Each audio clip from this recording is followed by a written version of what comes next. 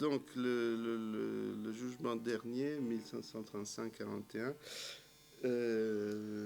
vient clore toute une série d'interventions dans la chapelle Sistine qui sont précédentes. Donc, il y a trois phases. Une première phase au XVe siècle, 1480-82. On en verra quelques parties, je pense, demain matin, parce qu'aujourd'hui, je pense que je veux m'y limiter au jugement dernier. Une deuxième phase, celle de la voûte 1508-12, et une troisième phase, celle du jugement dernier, 1535-41. Les deux dernières ont été réalisées par Michel-Ange avec quelques aides, mais enfin, ça, ce n'est pas tellement mon problème. Il y avait sûrement des aides, mais disons que la mythologie dit que c'est lui qui a fait tout. Bon, peu importe. Ce qui importe, c'est que je commence par la fin et que ça peut poser des questions aux historiens qui procèdent par les choses qui précèdent et arrivent à les choses qui suivent en essayant d'expliquer ce qui suit par ce qui précède. Et ça, c'est une première forme de l'historicité. Comme l'histoire est notre sujet ici aussi, ce que c'est que l'histoire. Là, on apprend un peu à contre-poil, à contre-sens, à partir de la fin. Alors, comment est-ce que je peux procéder ainsi à partir de la fin et en remontant vers ce qui était avant? D'abord, ça me permet justement de suspendre cette idée de la causalité, de ce qui précède explique ce qui suit, qui est un piège. Qui est un piège dans le sens où ça induit souvent à des réductions, à des simplifications, parce que dans le domaine qui est celui de l'art, de l'histoire de l'art, la notion même d'explication est problématique. Et puis, de procéder à l'inverse, c'est-à-dire de partir de la fin et de remonter ensuite vers des choses qui le précèdent, me permettra de construire ma perspective, c'est-à-dire mon hypothèse, à savoir qu'il y a là deux catégories qui me semblent essentielles pour comprendre ce qui se passe, celle de corps et celle de chair, et que c'est effectivement à partir de la notion de corps, ou de construction du corps, ou de construction d'un corps glorieux, qu'on pourra comprendre certaines figures qui résistent à cette intégration dans un corps glorieux, et qui sont des figures que j'ai décrites en relation à la catégorie de la carnalité ou de la chair. Alors, deux mots de précision pour ceux qui ne sont pas familiers avec la théologie chrétienne, c'est-à-dire à peu près tout le monde ici, mais je ne sais pas, peut-être qu'il y a quelques-uns qui a échappé et qui est allé au séminaire entre-temps. Qu'est-ce que c'est qu'un corps? Je le dis ensuite, je le préciserai sans doute plus tard d'une façon plus claire. Quand je parle de corps, je me réfère à cette métaphore de Saint Paul qui dit que la chrétienté est un corps dont le Christ est la tête et les chrétiens les membres. C'est une métaphore qui est encore court. Hein. On dit encore aujourd'hui, je suis membre d'une association, je suis membre d'un État. C'est cette idée d'un corps collectif auquel on appartient. Et juste pour vous donner un point de fuite sûrement excessif, mais important, qui me paraît important, c'est lorsqu'on parle de corps,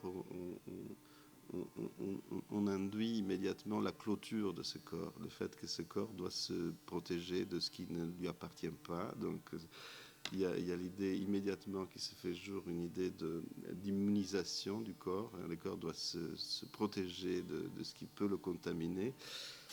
Au bout du compte, sous sa forme la plus extrême et dangereuse, c'est bien sûr l'État totalitaire, hein, l'État totalitaire nazi, qui est un corps qui veut se maintenir dans sa pureté et qui donc a conçu toute une série de mesures prophylactiques, enfin de protection contre les corps étrangers ou la chair étrangère. Et je ne vais pas faire un raccourci trop stupide, trop rapide entre l'idée qu'ici, dans la chapelle Sistine, en 1535, est représenté ce moment où le corps chrétien, dans les jugements derniers, se compose. On va voir comment il se compose. Et la présence d'une représentation des Juifs qui ne rentrent pas dans ces corps et qui restent donc exclus ou qui s'excluent eux-mêmes. Ça serait trop facile et historiquement problématique de dire que c'est la même chose, hein, que c'est la même chose que la constitution du corps de l'État totalitaire et que c'est la même chose l'histoire de la constitution d'un corps de l'Église dans un moment où l'Église veut se réformer. Ça, c'est très important parce que souvent, ces moments de constitution d'un corps homogène sont les résultats de projets de révolution, de réforme. Souvenez-vous de l'homme nouveau, auquel l'idée même de la construction d'un homme nouveau a mobilisé pas mal d'artistes dans les 20e siècle. Hein. L'idée d'un homme nouveau rentre aussi dans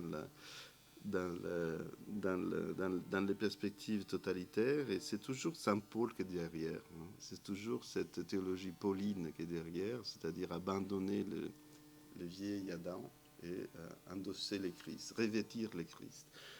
Alors c'est cette métaphore du vêtement, de revêtir les Christ, que je vais répandre ici. Certains d'entre vous en ont entendu parler, pour décrire comment les chrétiens rêvaient le Christ. C'est les titres c'est les titres d'un de ces textes réformateurs des années 30 du 15e siècle, hein, qui sort peu après la publication de la fresque de Michel-Ange, Comment revêtir le Christ.